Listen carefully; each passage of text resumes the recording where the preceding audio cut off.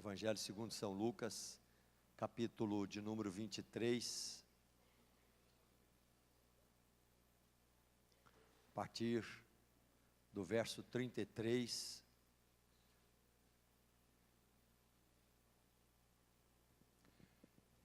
eu leio sozinho, a crucificação. Lucas 23, 33.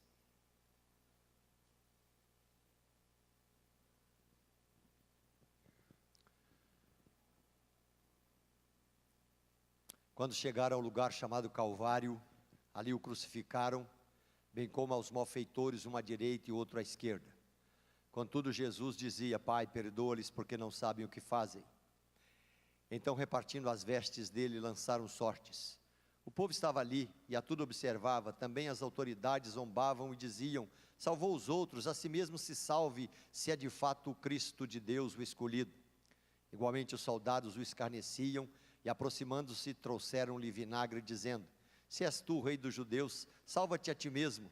Também sobre ele estava esta epígrafe em letras gregas, romanas e hebraicas: este é o rei dos judeus. Até o versículo, meus irmãos, 38, oremos. Pai querido, pedimos que o Senhor continue falando ao nosso coração pela tua bendita palavra. O Senhor conhece cada pessoa que está aqui, Pai. O Senhor conhece exatamente o nosso coração, e nós pedimos que o Senhor continue ministrando graça sobre a nossa vida. Oramos com gratidão, Pai, em nome de Jesus, amém. Meus irmãos, o tema dessa meditação é o caminho da cruz. Para a gente tratar desse tema, eu gostaria de trabalhar aqui todo um contexto antes, e é importante a gente precisar para isso. Nós encontramos em Lucas capítulo 21, Mateus 21, nós encontramos nos evangelhos o texto que narra a entrada triunfal de Jesus em Jerusalém. Quando você começa a analisar o que significou essa entrada, o primeiro ponto que eu quero destacar aqui nesta noite: Jesus entra, meus irmãos, de uma forma triunfal, mas ele entra, meus irmãos, já com uma predisposição para sofrer. É interessante, quando você começa a analisar os versículos anteriores, você encontra Jesus passando por Jericó. Jesus entra por uma porta em Jericó e sai por outra. Na primeira porta que ele entra, ele cura 2 cegos, e na outra porta que ele vai sair, meus irmãos, ali ele levanta a vida de um homem e o muda completamente. É Zaqueu que sobe num sicômoro e vai conhecer a Jesus, Lucas capítulo 19.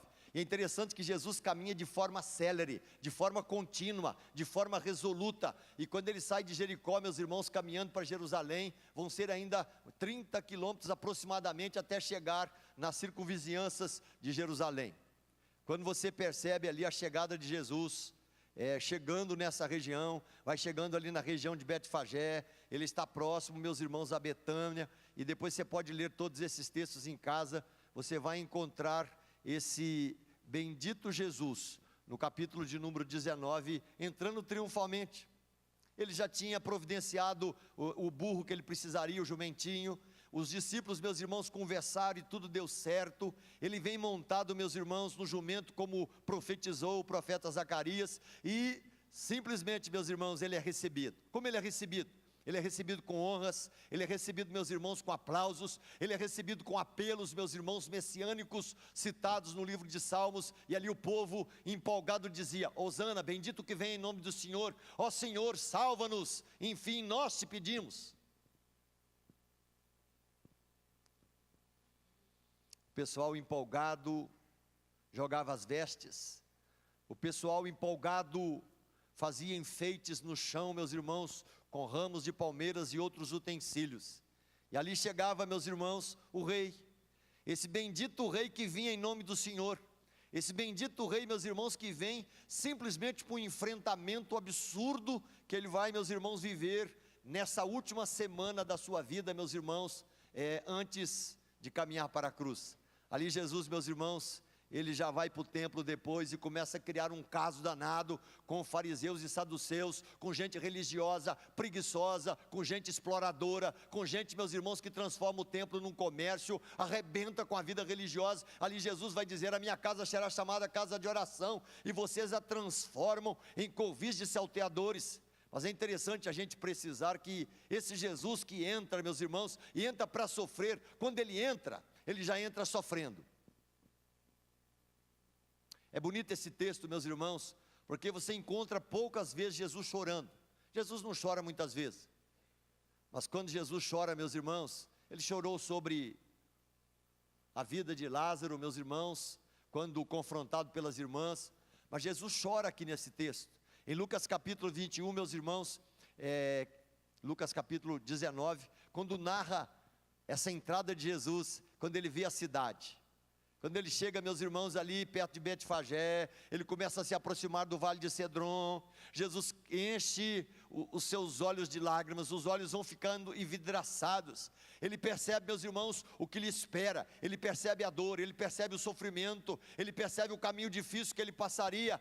Mas, meus irmãos, ele percebe também a negação de um coração. Ele percebe, meus irmãos, um coração fechado de um povo. Ele percebe o coração de um povo que não quis conhecer o que é devido à paz. Ele percebe, meus irmãos, claramente que inimigos arrebentarão com Jerusalém. Inimigos, meus irmãos, criarão trincheiras contra a cidade. Inimigos apertarão completamente a Jerusalém num cerco e arrebentarão e arrasarão completamente com aquela cidade. Isso traz lágrimas e dor ao coração de Jesus. E todo mundo conhece a história. No ano 70, meus irmãos, 600.000 pessoas são mortas em Jerusalém. E ali, meus irmãos, por fome, por apedrejamento, por crucificações, pelo menos mais de 200.000 crucificações. Quando dessa destruição, Jesus viu isso enquanto entrava em Jerusalém. Ele vem para sofrer. Mas quando você analisa os 30 capítulos, eu queria que você lesse em casa esses 30 capítulos. Você pega a partir da entrada triunfal, você encontra em Marcos a partir do capítulo 11, você encontra em Mateus a partir do capítulo 21, em Marcos a partir do capítulo 11, você encontra em Lucas a partir do capítulo 19, você encontra em João a partir do capítulo 12, leia em casa e você vai absorver e perceber que Jesus entra para sofrer, mas ele entra também para consolar. Você encontra Jesus conversando, você encontra Jesus, meus irmãos, tratando o coração dos seus discípulos, você encontra Jesus consolando a vida, você encontra Jesus demonstrando, meus irmãos, o caráter para o qual ele queria que os discípulos vivessem, lavando os seus pés, mostrando servidão, mostrando que, enfim, a vida é serviço diante de Deus e para a glória de Deus. Jesus fala, meus irmãos, de moradas eternas, João capítulo 14, ele fala de uma vida que ele prepara, mas de lares eternos que serão recebidos por nós. Jesus fala, meus irmãos, dessa videira, dessa planta bendita, meus irmãos, enfim, do enxertamento do povo nessa videira, e ali esse Deus é o agricultor. Mas ele fala do Consolador, 16 de João. Ele fala, meus irmãos, que ele veio simplesmente para convencer o mundo do pecado, da justiça e do juízo. Ele veio para trazer paz ao coração. Ele veio para trazer alegria para a vida. Ele veio para ocupar o espaço do nosso coração e nos unir a Cristo. Nesse contexto, meus irmãos, Jesus vai viver momentos muito difíceis enquanto ele caminha para o dia do seu julgamento e depois para a cruz. Momentos muito difíceis. Momentos difíceis que ainda continuamos relembrando nesse contexto. Eu não sei se você já imaginou a angústia do Getsêmani. Eu não sei se você já passou momentos pensando o que foi aquela angústia, o que foi aquela dor, o que foram aquelas gotas de sangue pingando no chão, porque simplesmente ali ele absorvia, meus irmãos, todos os pesos do que lhe esperava. Discípulos dormiam, Jesus enfrentava a sua angústia diante de Deus sozinho. Depois vai ser preso, e nessa sua prisão, meus irmãos, os julgamentos começam a acontecer. Muita gente já foi em julgamentos aqui, conhece certos tipos de parâmetros de como funciona a justiça. Mas é impressionante como Jesus foi injustiçado. O caminho da cruz, meus irmãos, ele não passa apenas por uma entrada que demonstra aparentemente uma vitória, mas ele entra para sofrer. Mas nesse sofrimento, meus irmãos, os julgamentos são atrozes. Ele aparece diante de Anás, depois diante de Caifás, depois diante do Sinédrio, depois diante de Pilatos, depois diante de Herodes, e depois diante de Pilatos de novo. Sofrimento físico, sofrimento moral, sofrimento espiritual. Entra para sofrer, entra para morrer, mas entra para vencer. Eu queria que nessa semana você caminhasse enxergando essa bendita cruz de Cristo. Essa cruz, meus irmãos, que muda a história. Depois de todos os julgamentos, a cruz é colocada sobre os ombros de Jesus. No capítulo 23 ele vai caminhando para a cruz, é ajudado por Simão, e ali rumo ao Calvário, meus irmãos, ele vai recebendo ali apelos, ele vai recebendo ali, meus irmãos, apoios, como aquelas mulheres que choram, ele manda elas calarem a boca, vai chorar pelos seus filhos, não precisa chorar por mim, bem-aventuradas as estéreis que não geraram e amamentaram. Ele já está enxergando a desgraça que aconteceria a Jerusalém, 70 anos depois, onde milhares de crianças morreriam no ventre da mãe, como diz a história de Flávio José, seriam arrancadas para fora pela bainha, meus irmãos, e as espadas dos soldados, e as crianças caíam no chão, e a mãe morta também. Chega o Calvário, ali ele é crucificado, ali aparece, meus irmãos, simplesmente uma crucificação, onde ele não morre sozinho, colocam dois malfeitores, um do seu lado direito e outro do seu lado esquerdo. Jesus está sendo crucificado, já tinha sido trocado por aquela praga chamada Barrabás, e Barrabás, meus irmãos, o nome de Barrabás é um caos, né? Filho do pai. A multidão já tinha escolhido Barrabás, e aqui Jesus entra na sua grande obsessão. Eu queria que a gente caminhasse, meus irmãos, nessa ideia aqui nesta noite, essa grande obsessão de Jesus. A obsessão de Jesus não foi apenas fazer a vontade do Pai, a grande obsessão de Jesus não foi apenas em servir integralmente a vontade do Pai, mas a grande obsessão de Jesus, meus irmãos, foi quando recebe ali o start de Deus, o tempo final. Ele caminha célere, ele caminha confiante, ele caminha de forma avassaladora, ele caminha, meus irmãos, para onde? Para a cruz do Calvário. Por mais dolorosa e angustiante que fosse, meus irmãos, toda essa trajetória da cruz, Jesus faz em perfeita obediência ao Pai, e ali, meus irmãos, ele se coloca de forma voluntária para ser pregado na cruz.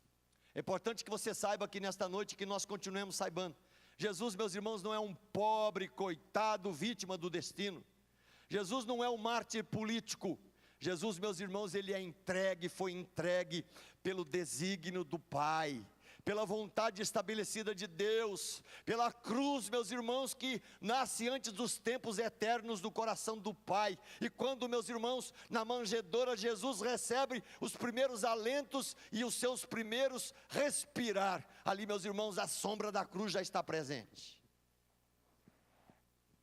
O salmista disse 1000 anos antes: cães me rodearam, um bando de homens me cercaram, perfuraram minhas mãos e meus pés, posso contar todos os meus ossos, mas eles me encaram com desprezo, dividiram as minhas roupas entre si, e lançaram sorte sobre as minhas vestes. 1000 anos antes, Salmo 22, 16 a 18, esse caminho que Jesus percorre, meus irmãos, ele não é agradável, esse caminho é doloroso, é uma tortura real, é uma tortura física, é uma tortura moral, é uma tortura para aniquilar, é uma tortura, meus irmãos, uma tortura para zombar, são cuspidas no rosto que antecede, são espancamentos injustos, são bofetadas por todos os lados, são murros, são açoites, são zombarias.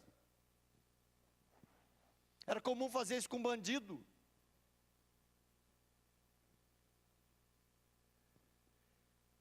E Jesus suporta todo esse flagelo.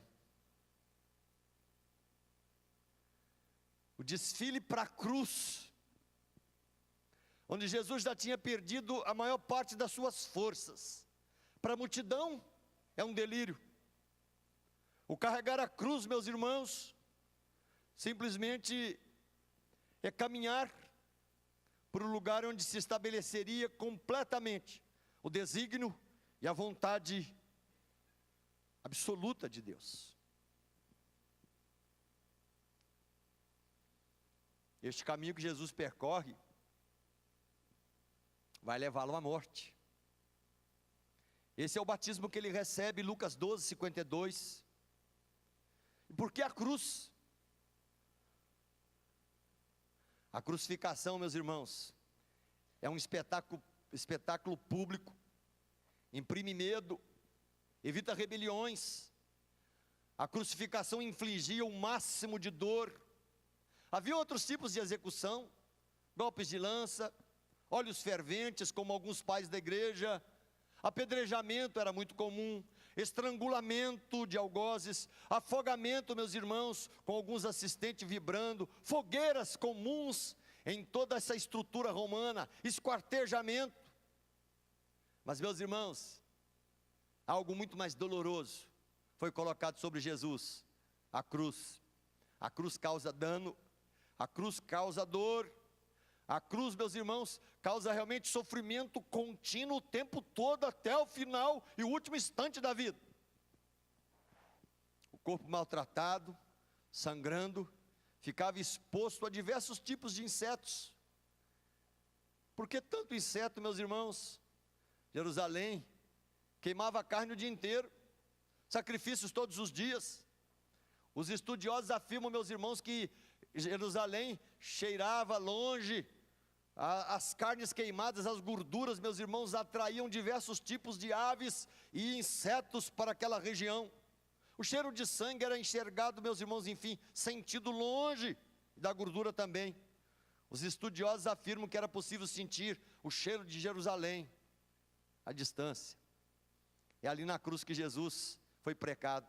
Essa cruz maldita, esta cruz hedionda, essa cruz, meus irmãos, de horrores, essa cruz que ele assume voluntariamente. Alguns anos atrás, lendo um livro de um teólogo atual, eu copiei esse designar dele, pesquisando a época de Jesus, e dizendo como os soldados exatamente crucificavam, porque está, meus irmãos, escrito nos anais da história, e ele coloca assim: o carrasco colocou a viga horizontal atrás de Jesus, e o deitou no chão rapidamente, estendendo seus braços e puxando para trás. Assim Jesus caiu, e a viga foi ajustada sobre a sua nuca, e os soldados rapidamente ajoelharam-se, cada um do lado, sobre os seus braços. Uma vez começada, a coisa acontecia de maneira rápida e eficiente. O carrasco vestia um avental com bolsos. Ele colocou 2 pregos de 12 centímetros e meio entre os seus dentes, e com o martelo na mão ajoelhou-se junto ao braço direito. O soldado que estava ajoelhado desse lado mantinha um antebraço esticado sobre a viga. Com a mão direita, o carrasco examinou o punho de Jesus para achar o pequeno espaço onde não existisse alguma artéria vital ou veia. Quando o encontrou, pegou um dos pregos de ferro que estava entre os seus dentes e firmou contra o local, bem atrás de onde termina a assim chamada linha da vida. Então se levanta o martelo e bate no prego com toda a força. O carrasco pulou por cima do corpo para chegar do outro lado do punho. Assim que teve a certeza de que o condenado não poderia ao se debater e saltar-se e cair para frente, ele levantou seus braços para cima rapidamente. Este era o sinal para erguer a viga. 2 soldados agarravam com força, um de cada lado da viga, e a levantaram. Ao levantar, eles puxaram Jesus pelos punhos. Quando os soldados o colocaram de pé, 4 deles começaram a levantar a viga ainda mais alto, até que os pés de Jesus não mais tocassem o solo. O corpo de Jesus deve ter retorcido com aquela dor, pendurado apenas pelos braços. Quando a viga estava firmemente colocada, o carrasco colocou a placa onde estava registrado o seu nome e o crime de prisioneiro. Então se ajoelhou diante da cruz. 2 soldados se apressaram para ajudar, e cada um segurou uma das pernas pela panturrilha. O ritual consistia em pregar o pé direito sobre o pé esquerdo, e esta provavelmente era a parte mais difícil do trabalho.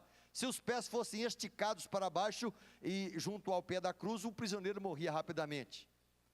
Ao pregar dessa forma, ao longo dos anos, os romanos aprenderam a empurrar o pé mais para cima, assim que para que o condenado pudesse apoiar-se um pouco sobre os pregos, ou esticar-se um pouco para cima. E o ar, para manter a respiração, a vítima da cruz tinha que manter-se em movimentos e literalmente puxava a si mesmo para cima e para baixo, mexendo a cabeça para tornar de alguma forma a respiração possível. A dor assustava a cada segundo, seus braços, pernas, seu corpo inteiro gritava de dor. Os nervos eram esticados como cordas de um violino. Aos poucos foi sendo asfixiado, como se apertam a garganta de um homem. A morte por absoluta exaustão era comum, o corpo extravasava em colapso. Como disse Herbert Brandskind, poucos e piores execuções poderiam ser inventadas: dor, sede, tortura, insetos, posição rígida, humilhação, tortura. Essa é a cruz que Jesus enfrentou por você. Quando chegaram ao lugar do Calvário, ali o crucificaram, bem como aos malfeitores, um à direita e outro à esquerda. Contudo, Jesus dizia: o caminho, meus irmãos, da cruz passa por essa entrada triunfal, que leva Jesus a enfrentamento de todo um sofrimento, onde ele conversa, dialoga, ele ainda prega, deixa sermões escatológicos profundos, mas ele caminha célere para morrer. E ali, meus irmãos, ele enfrenta todo um sofrimento atroz e algoz de pessoas, meus irmãos, que odiaram-no. O que ele faz ali agora? Na cruz, suas últimas palavras e expressões. Você está ao pé da cruz agora, você observa, você ouve, expressões vão sair dos seus lábios. Há um homem ali sofrendo. O sofrimento dele não tem nada a ver com a vida dele, porque ele é inocente, ele não tem um pecado cometido sobre a sua vida.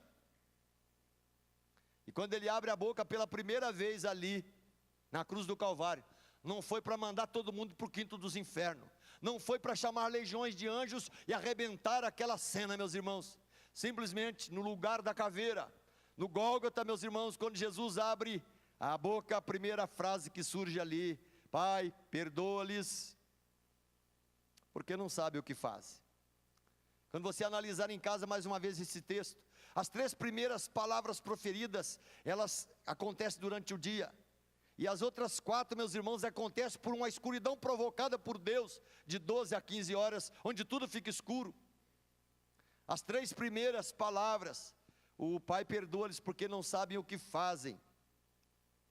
Hoje estarás comigo no paraíso, e aí está o seu filho, aí está a sua mãe. Elas acontecem, meus irmãos, nesse tom de compaixão, nesse tom de preocupação para com as pessoas, nesse tom, meus irmãos, de vinculação da alma ao sofrimento humano, mas também da compaixão que se externa em perdoar, em salvar, em se interessar, meus irmãos, por alguém que deu a vida por ele, né? Maria, que entrega completamente, meus irmãos, enfim, o desiderato da sua virgindade, casamento, e se torna, meus irmãos, na prática e na vida, a mãe de Jesus até o final.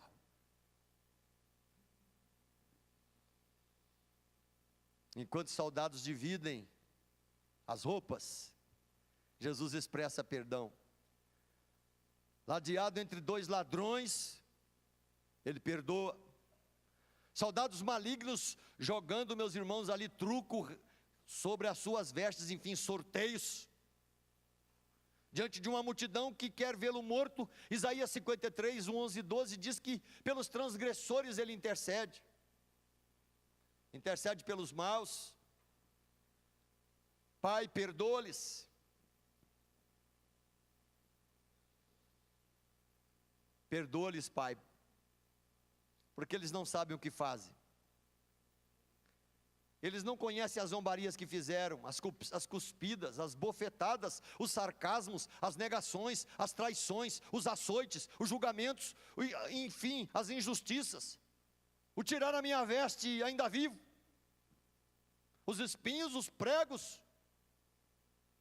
Jesus está vivo e aqueles bandidos dividem o espólio. Os soldados estavam acostumados a palavras amargas de maldição, mas encontram em Jesus o quê? Palavra de perdão. Perdoa-lhes, Pai, porque não sabem o que fazem. Essa primeira palavra, meus irmãos, ela incomoda. Essa primeira palavra, meus irmãos, tem a ver com esse Deus que veio dar a vida por nós, para que você pudesse ser completamente perdoado. Aqui Jesus, meus irmãos, sendo levantado, sendo humilhado, colocado, meus irmãos, aqui sobre o jugo, meus irmãos, do sofrimento. Enquanto o ferem, Ele bondosamente perdoa pecados. Essa semana, meus irmãos, eu fiquei muito cansado ao ficar pensando nessa semana da cruz. Eu tenho ficado muito preocupado às vezes com a mornidão de muitos de nós com relação a datas como essa. Eu quero cobrar aqui dos jovens, adolescentes, homens, mulheres, adultos, velhos. Velho também é gente, e adulto. Eu também, com essa idade. Mas eu quero cobrar de você, essa semana. Enxergue a beleza dessa semana. Enxergue a grandeza dessa semana. Enxergue o sentimento que pode extravasar na sua vida, sabendo que esse Jesus veio, e veio decidido a morrer pela sua vida. Enquanto Jesus caminhava, meus irmãos, para entrar em Jerusalém, depois caminhava para todos os julgamentos ali, Ele simplesmente caminhava carregando já você no coração. A gente precisa entender isso de uma forma e de uma vez por todas, meus irmãos, porque hoje não há apenas um barateamento dessa vida com Jesus, mas há um relaxo, há uma vida, meus irmãos, descompromissada, há uma vida, meus irmãos, que não tem esse apego à cruz vazia, mas esse Jesus bendito vivo. Deus tem nos dado isso, meus irmãos. Está na hora de buscar de novo esse encantamento pela pessoa de Jesus, esse encantamento pela vida vertida, esse encantamento pelo Senhor, pelo Salvador, pelo Senhor dos Senhores, pelo Deus juiz que é reto advogado junto ao Pai.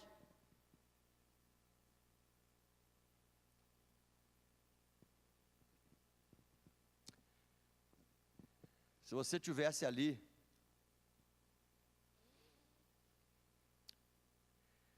eu espero que você tenha sido representado por João, né? Ou por Maria, ou por algumas outras mulheres, porque o resto é uma cambada de covardes. O restante, meus irmãos, é um bando de gente que simplesmente finge, mas odeia.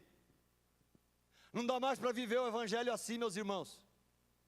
Há muita brincadeira hoje com relação ao evangelho. A cobrança que a cruz nos faz, meus irmãos, é que esse preço foi caro, esse preço foi alto, esse preço foi doloroso, esse preço, meus irmãos, é de uma ignomínia enorme. Esse preço, meus irmãos, ele tem que ser entendido pela igreja, ele tem que, meus irmãos, ser valorizado pelo povo de Deus. A gente tem que viver claramente a graça, a sina, a beleza, meus irmãos, dessa cruz de Cristo.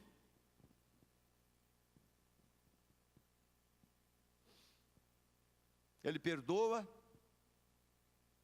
bandidos repartem as suas vestes, o povo observa e zomba, soldados escarnecem, há uma brincadeira sobre a sua vida, uma placa é colocada, e ali está Jesus morrendo pela humanidade, pelos seus, por aqueles que seriam chamados pela cruz do Calvário. Nessa semana, meus irmãos, em nome de Jesus, mais uma vez, viva essa semana com vibração, viva com alegria, vibre com a leitura das Escrituras, leia esses 30 capítulos que eu falei aqui para os irmãos, se empolgue um pouco com essa realidade desse Jesus bendito que é Senhor e Salvador. Na sexta-feira você vai ouvir aqui pastores falando sobre as outras palavras, só apenas vou citá-las, né? É ali que Jesus vai dizer para aquele ladrão, bom ladrão, o ladrão safado que muda no finalzinho, recebe, meus irmãos, o aconchego e o perdão de Jesus. Enfim, hoje mesmo estarás comigo no paraíso. É o diálogo para a vida, é o diálogo, meus irmãos, da vida que se entrega e se arrepende no finalzinho. Sexta-feira você vai ouvir falar sobre, eis aí teu filho, eis aí tua mãe. O cuidado que Jesus passa para a vida de João para cuidar de sua mãe, e a história diz que ele andou com ela até os 54 anos de idade, quando ela falece na cidade de Éfeso. Ela não foi arrebatada como alguns dizem. Você vai encontrar, meus irmãos, aqui na sexta-feira, alguém falando sobre Eli, Eli, lema sabachthani, Deus meu, por que me desamparaste? Um brado inesquecível, um brado de dor, um brado de sentimento, um brado, meus irmãos, de alguém que parece simplesmente dizer: Deus, eu me sinto abandonado. Sexta-feira você vai ouvir uma palavra também sobre tenho sede, algo terrível. Mas como pode ser aquele que é doador da vida, o criador de todas as coisas, o que criou os céus, a terra, o mar e tudo que nele há? Como é que ele pode passar sede? Ele passa sede, ele cria esse enfrentamento. Ele não quis, meus irmãos, esponjas para apaziguar a sua dor, e ali ele enfrenta, meus irmãos, de uma forma grave e séria, toda a sede, meus irmãos, uma sede intensa, enquanto ele sofre por você. Na sexta palavra que você vai ouvir aqui sexta-feira, vai ser dito: está consumado, tetelestai, tudo cumprido, Pai, vontade feita, cumpriu-se toda a lei, eu fiz o que o Senhor pediu. E finalmente, Pai, nas tuas mãos entrego o meu espírito. Morre e completa em obediência perfeita o seu trabalho junto ao Pai. Para encerrar, meus irmãos, Jesus não fica na cruz, né? Ele é retirado rapidamente depois que morre. Ele é sepultado por homens chiques e ricos, né? José de Arimateia e Nicodemos. Ele é colocado numa tumba, meus irmãos, e até hoje há essa discussão: que tumba seria esta? Tem duas lá que foram escolhidas, é uma briga danada ali entre igrejas, de qual seria a tumba de Jesus. Nós já visitamos as duas ali, não sabemos se é verdadeira, mas o fato é que o lugar da caveira está lá. Quem for a Jerusalém, não tem jeito, meus irmãos, porque quando você chega nessa região do jardim, você encontra na sua frente assim uma montanha que até hoje tem a cara da caveira. E ela não foi cavada, montada, ela tem um pouco mais de 150 metros de altura, é pequena, é baixa, mas está lá. E ali a história confirma, fala e mostra com detalhes o lugar da crucificação. Sábado, Jesus passa no túmulo, mas domingo ele ressuscita.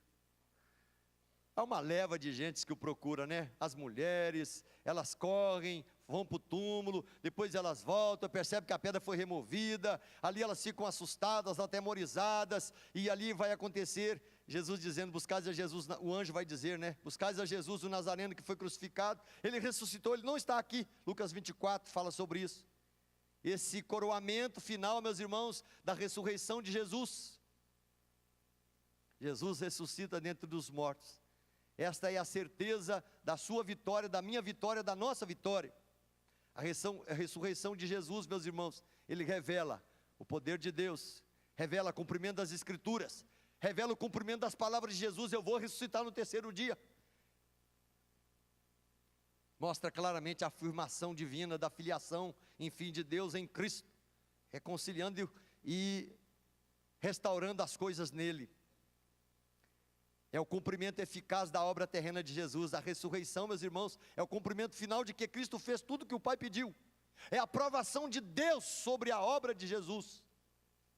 E para nós, meus irmãos, é a nossa certeza de que um dia você seria regenerado, justificado, transformado. A fé apareceria no seu coração, você seria justificado, Deus trabalharia o seu coração, perdoaria os seus pecados, o seu nome seria escrito na glória dos céus, e numa certeza absoluta, meus irmãos, um dia você vai estar na glória com Ele. Glória a Deus por isso. Vamos aproveitar essa semana um pouquinho mais para ler os textos, a partir de Mateus 21, Marcos 11, Lucas 19 e João capítulo 12. Dá para ler os 30 capítulos em aproximadamente 1h30. Estou desafiando os irmãos, e sexta-feira vamos vir aqui para ouvir esses sermões que vão ser pregados aqui por vários pastores. Cada um vai ter 1h30 de prazo para pregar. Brincadeira, 5 minutos, é uma exposição, mas é um dia que compensa comemorar. Gente, Não se preocupe em criar comemorações nessa semana. A semana por si, ela fala, ela grita, ela agride a vida da gente, dizendo claramente, né? Jesus morreu pelos seus pecados, ressuscitou para tê-lo na glória dos céus, e esse privilégio, meus irmãos, é dado a todos nós que já passamos pela cruz do Calvário. Que Deus te abençoe, que Deus sustente seu coração, que Deus fortaleça a sua fé.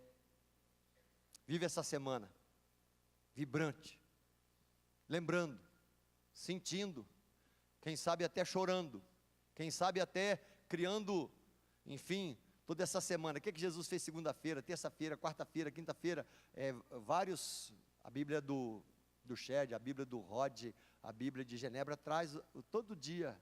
É só você ler nessa sequência, você vai vibrar também. Quanta coisa Jesus fez. Estou desafiando os irmãos aqui. Não pega o feriado só para passear não, gente. Chega desse negócio. Se sair para o feriado, leva a Bíblia. Se sair para o feriado, faz culto ali de 1 hora diante de Deus. Se sair para o feriado, aproveita para crescer diante do Senhor. Porque sexta-feira da paixão não é sua, nunca foi. Sexta-feira da paixão é de Jesus, é da cruz do Calvário, é daquele que se entrega por você. E hoje, meus irmãos, a gente faz de tudo na nossa vida vira feriado. Não deixa esse feriado querer ser seu, porque ele não é seu.